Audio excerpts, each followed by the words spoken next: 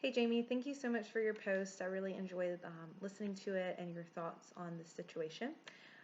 First thing you pointed out was making sure Sally is safe, and I think this is a super important thing to remember is that, regardless if you're breaking confidentiality or having to tell our parents or breaking the trust, that the students are under our care and guidance and they should be safe and healthy.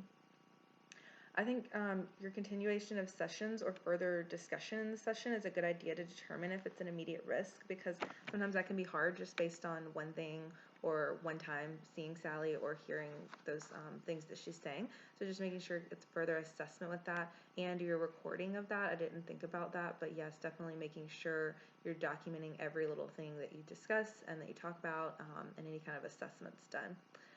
A difficult task of the profession is to decide when the confidentiality is to be broken in order to keep a student safe. And you talked about the ACA Code of Ethics, mentioning that the developmental stage and the age of the client is important and should be assessed when determining the risk of suicide and harm. I was not aware of that. I'm sure I've read it, but I didn't remember that. But I think it makes a lot of sense because it can change from school to school or from age group to age group, um, whether or not they are serious about the comments they've made.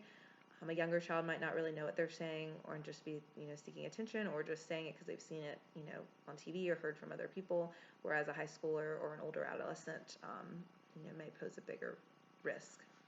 I did not mention in my post about investigating further into her relationship with her father, but this, I did think it whenever I heard this or whenever I read this situation.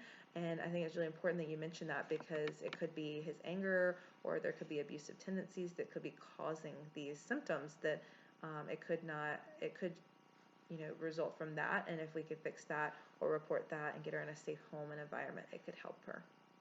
So thank you so much. And I look forward to hearing more from you throughout this class.